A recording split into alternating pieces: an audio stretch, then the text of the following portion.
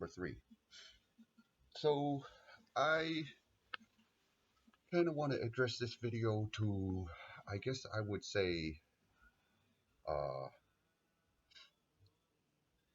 people trying to deal with uh, me or with other people who are struggling with silence and struggling with things related to this. Uh, and there's some things that I kind of want to introduce, maybe more of a technical start to it. Uh, I'm a lot of what I believe. Well, and foremost, I'm Christian, and I learned being Christian. So that means that anything that I know is a byproduct of that. But a lot of my understandings is, and a lot of my introduction to mental health is through counseling and uh, through the mental health system. I didn't get into the church very much, and I'm not a very much of a church Christian. I'm more of a, well, I'm Koyukon Athabascan. I'm a tribal member.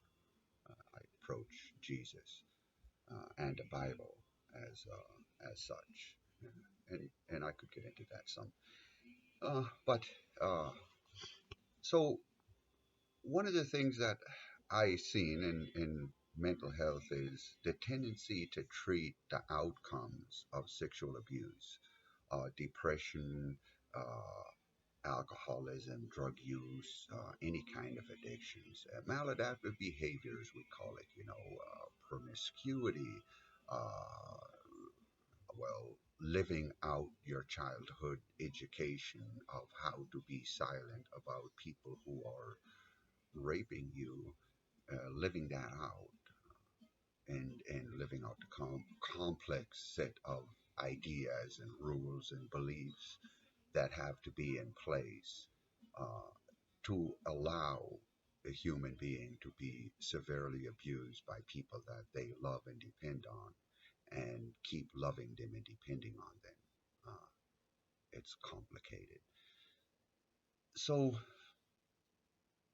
when I went to counseling and when I talk to people, and this is at all levels, people treat these issues that I have, infidelity being one of them that I've struggled with, a lifetime, just trying to sort out how sex and love are two different things.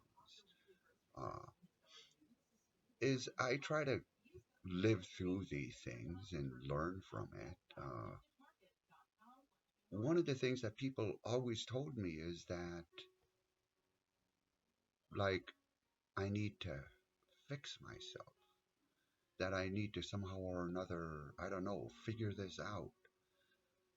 And what was missing and what has never been given any credit or weight, in my opinion, is the fact that these issues are not arising out of a personal problem.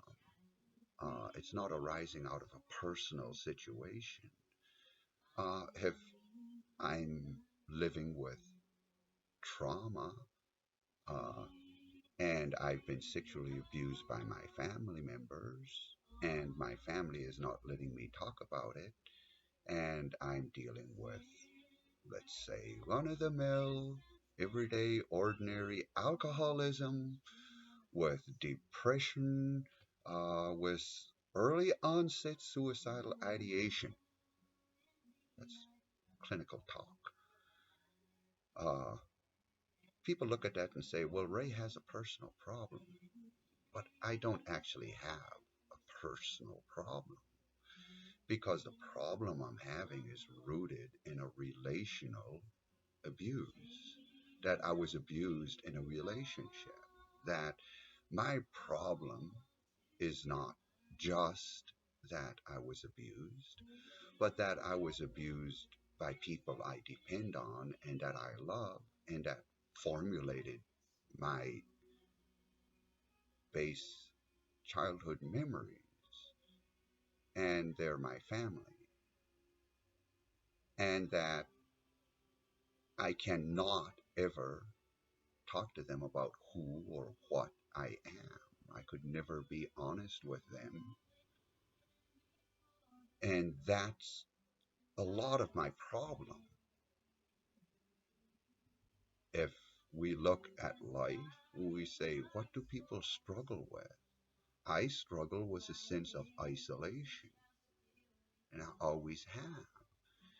And there's a reason for it. It's because my most base self, the part of me formed in babyhood, through toddlerhood, through early childhood, through childhood, late childhood, early adolescence, into puberty.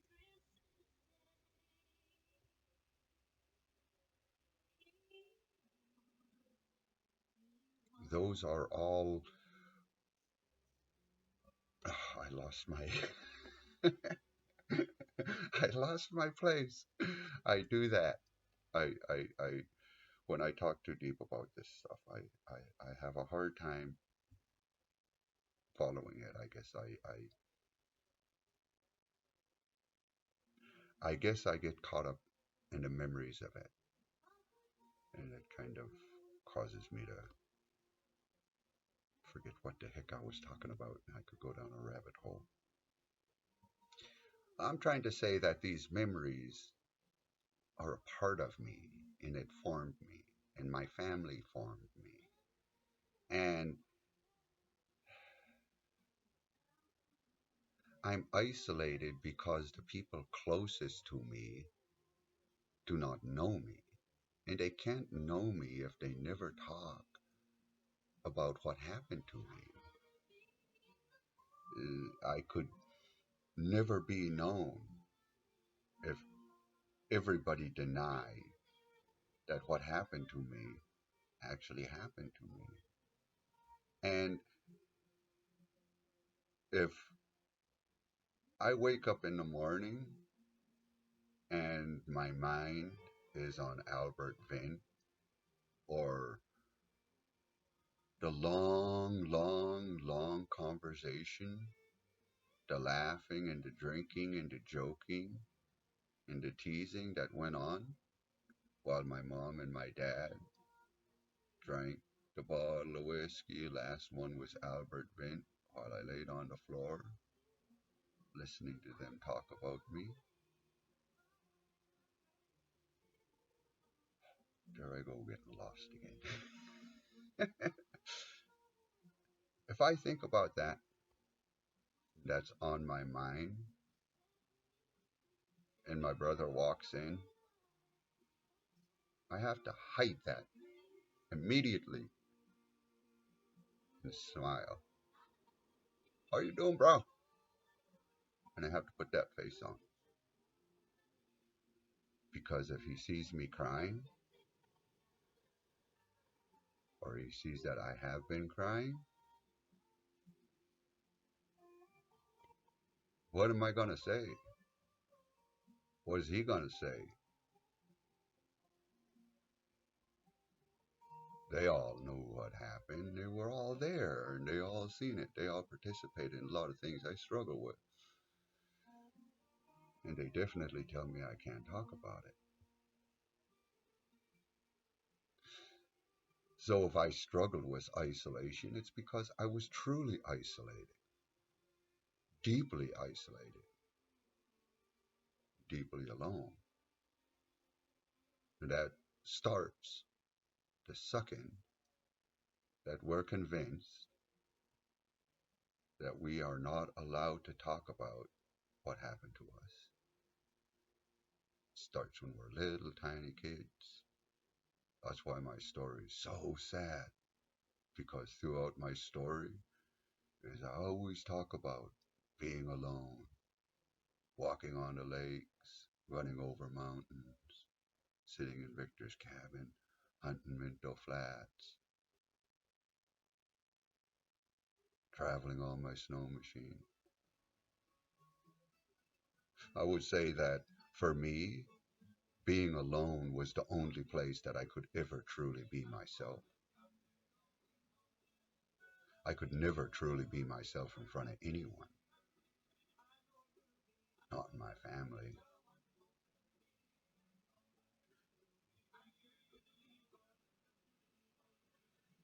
And that's not a personal problem. It's not a problem that I'm going to overcome on my own. And if I do, it requires me leaving my family because if I don't, I could never be myself.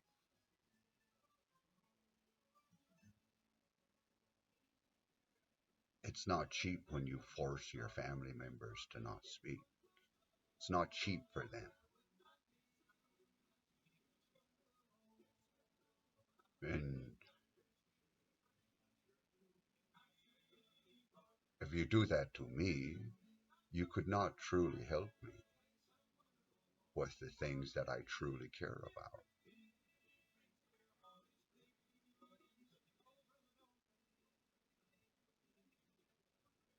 And that's one place where society today, both the church and mental health, falls short. It comes out of individualism. Us First Nations people, a lot of tribal people who live in close knit communities and are interdependent on each other, that don't practice capitalism, we could recognize that. It's common sense if you think about it and if you stop to breathe and honestly think about it. It's startling and it's painful for me. And I don't ever want to say that to my family, but that's just true. And I don't want to know it because you know what? I know it. And I want a life and I demand a life and I demand a family that let me be honest. Doesn't mean that they have to like me, but if you aren't going to let me be honest, then you're going to have to kill me now because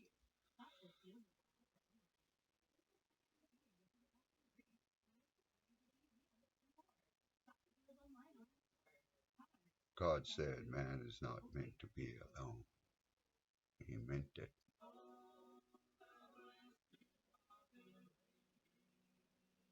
The issues we deal with are not personal issues, they're relational issues. The issues that your kids, your brothers, and your sisters, your cousins are dealing with are not personal issues. Our suicide rate is not due to personal issues. My son didn't kill himself due to personal issues. He shot himself due to relational issues, due to family issues. In his life, he found no one that he could trust to ask for help.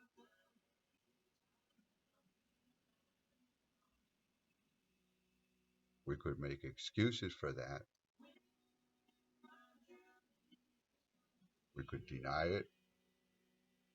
We could blame others for it, or we could change it. Counseling ain't gonna save us. No man or woman should ever have to hide themselves from their mother or their father or their brother or their sisters or anyone that loved them. You love them as they are, or you admit you don't love them at all, especially those who have to live and remember the crap we have to live and remember. And every single one of us deserve that. We deserved it when we were born. God gave us to this world. He assigned every single one of us a mother and a father and brothers and sisters as He willed to love us and for us to love.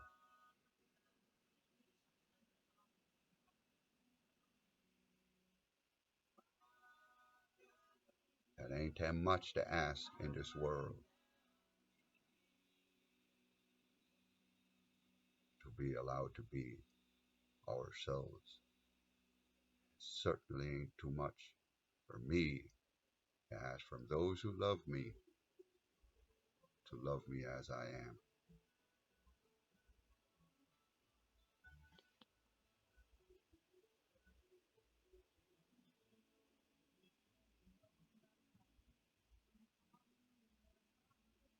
Beyond that, there are issues of the messaging we send to people that we try to help, that we need to be mindful of.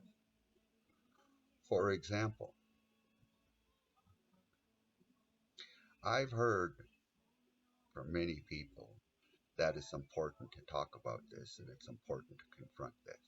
Many people, many leaders, well paid leaders, and people who put themselves up there like they know something, they say it's important to talk about this and it's important to deal with this. But when we talk about it, they don't do anything. And when we try to talk about it publicly, they crucify us. And a lot of times, I didn't see that, but that's a fact.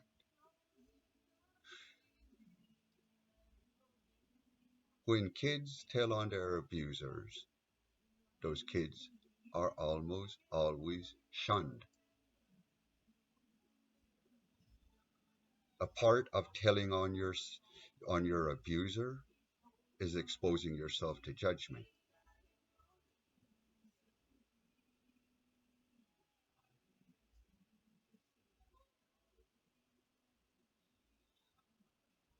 And when I speak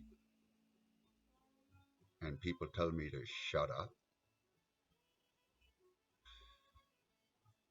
and they don't help me and they punish me or they blame me, they're doing that in front of other people. And those things are subtle.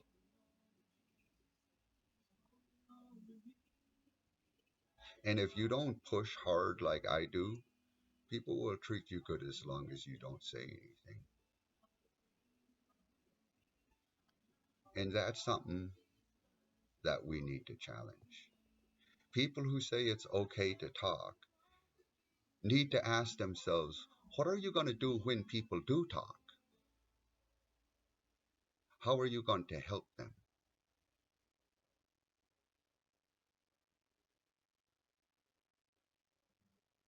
What do we have available?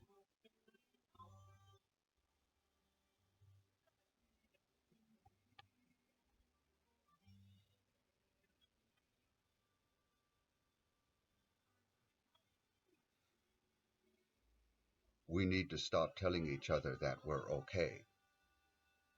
That's destructive. It's not a free lie. I will say this much. People told me I was okay and I was healed for a lot of years when I wasn't okay and I wasn't healed. I lived thinking I was okay when I wasn't. I got married thinking that I was strong enough to not be unfaithful if I was married.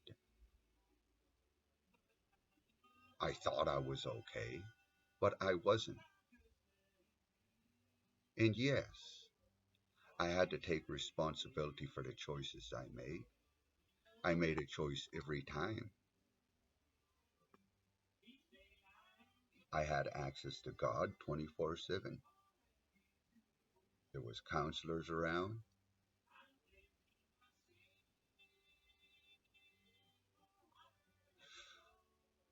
But I would say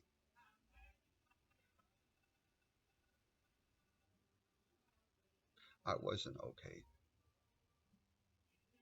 And people should have knew that. And when I said I wasn't okay, people should have listened. They shouldn't have told me, no, but you are okay. People kept telling me that my son was okay. He's okay, he's okay, he's okay. And he kept telling me, I'm okay, I'm okay, I'm okay. But he wasn't okay. There was a reason that my son, who was raised in a home with a a sober dad, who went through the Alcoholics Anonymous program and preached recovery,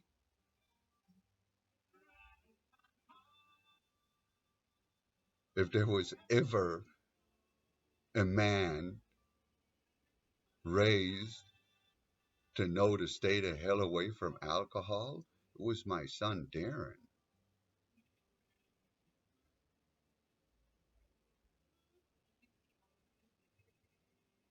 There was a reason he was drinking. There was a reason he was drinking in the middle of the week in front of his kids, in the middle of the afternoon.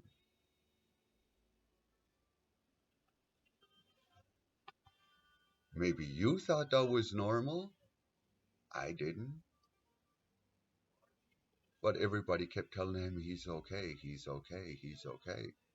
And when people convinced me that I was done with my childhood, that I was somehow or another healed, and that I was okay, when I wasn't okay,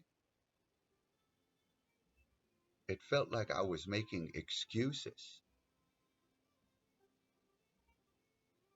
It made me feel like I was failing.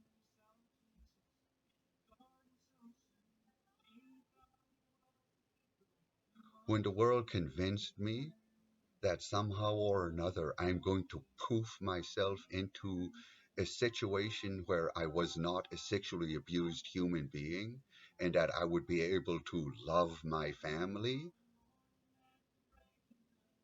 and also never talk about it to any of them ever, and to only talk about it in counseling rooms and to hide my entire childhood.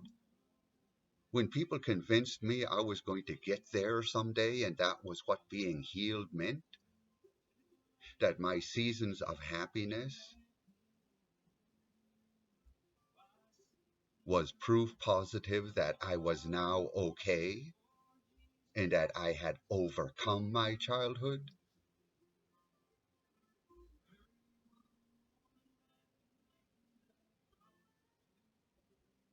who treated my happiness as evidence that what was done to me didn't matter, when I struggled, it made me feel like I was failing them. It made me feel like they were going to think I was blaming my parents for my problems.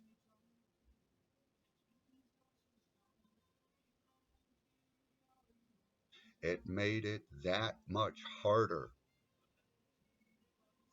to ask people for help. And people will sit there and convince each other they're okay so they don't have to look at these hard truths, so they don't have to remember things.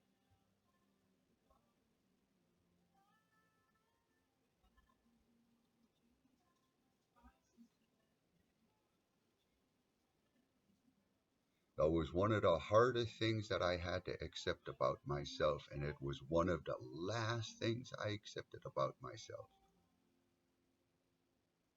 It was that I'm not going to be okay as people want me to be okay.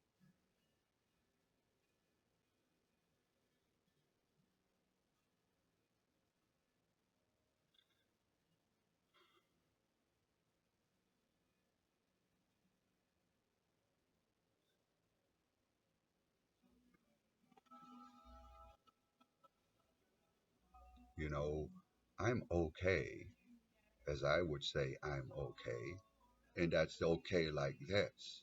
I'm the man I am. What happened to me happened to me. And what happened to me damaged me. It fucking, excuse my language,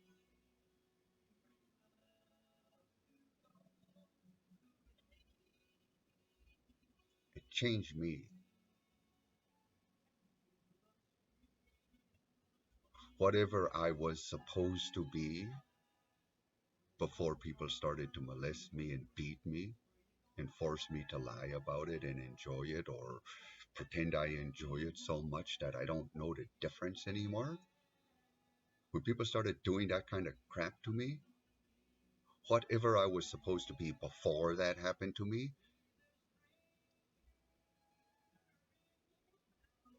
this body, this mind, this heart,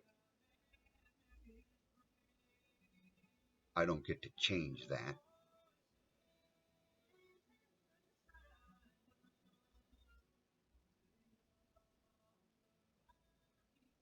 I got to accept that. And I got to accept what it means to me. It means that I have to recognize that in that,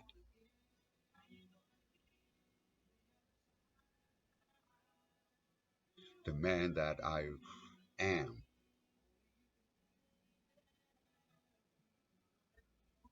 got lost.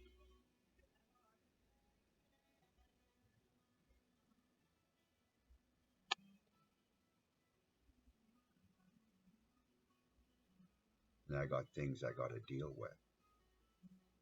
And I got to accept that fact. And accepting that allows me to stop being ashamed of the things that I live with, the kind of man I am. Allowed me to stop hating myself.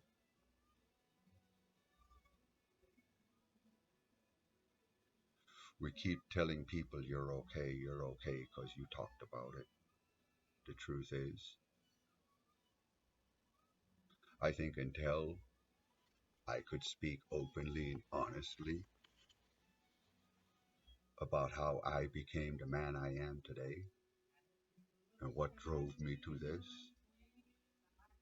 until I can tell my whole true story, not just telling the horrible things that they did, but also talking about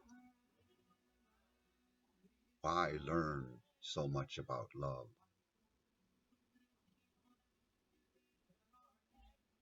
So I can tell the story of how when I was in my early 20s and Darren was 2 years old and I was walking down the road in Huslia going to my nephew's funeral. Died drunk, by the way. And there's my mom and Albert Vint standing there talking. And I'm in the village and everybody love each other when somebody die. Everybody say the best things to each other. Everybody forgive everything. That's the rule. Indian rules, I guess.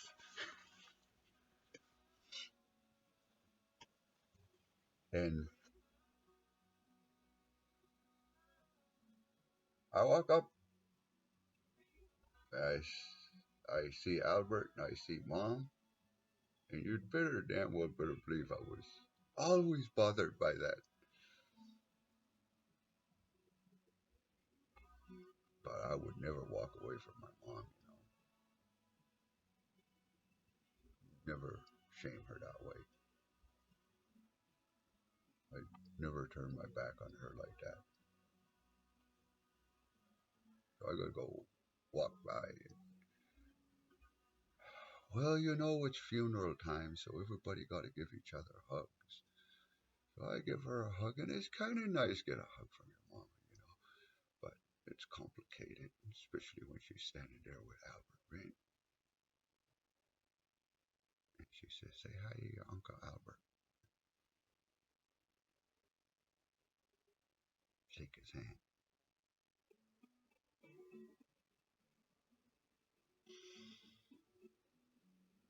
I was still like, you don't disobey your mom, you know. You don't.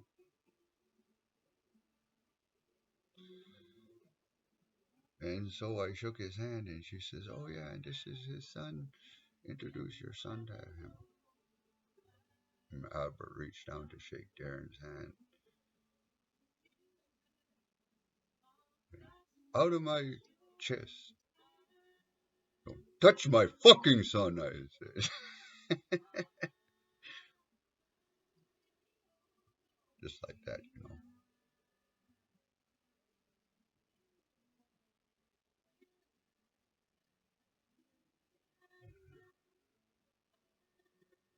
And I scared my mom and Albert. I didn't mean to say that. I didn't mean to say it so loud and hard and mean.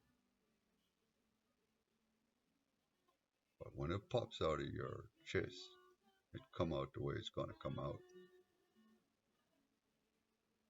And I took my little boy by the hand and I started walking away.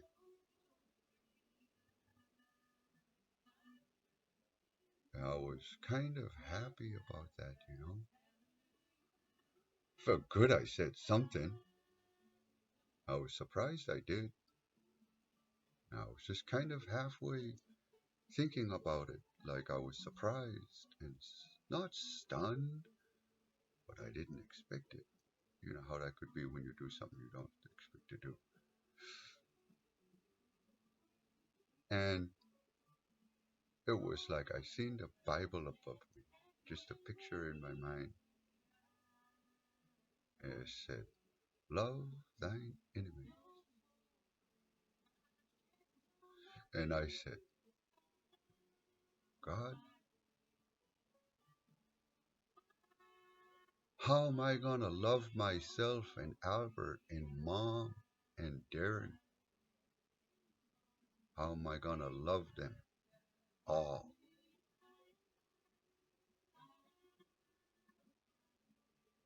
I never stop asking that question. What does it mean to love your enemies? What does it mean to love your mom and to honor your mother and father in a world where these things are true?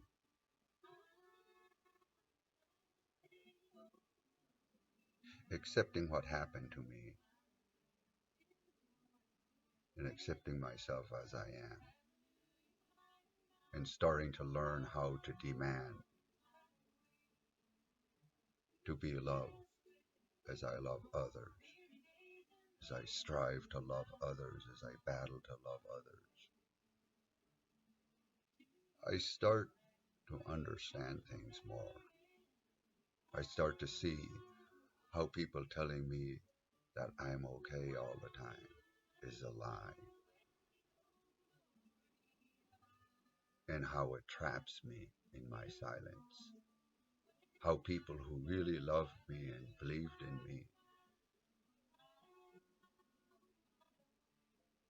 tried their best to trap me in that. I could see how my false beliefs ultimately is what kept me there.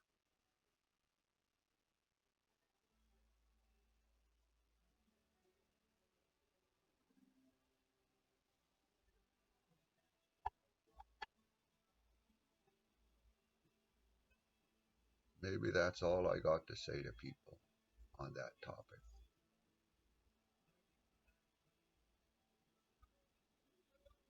I hope my family accepts these things. I hope for good outcomes, but well,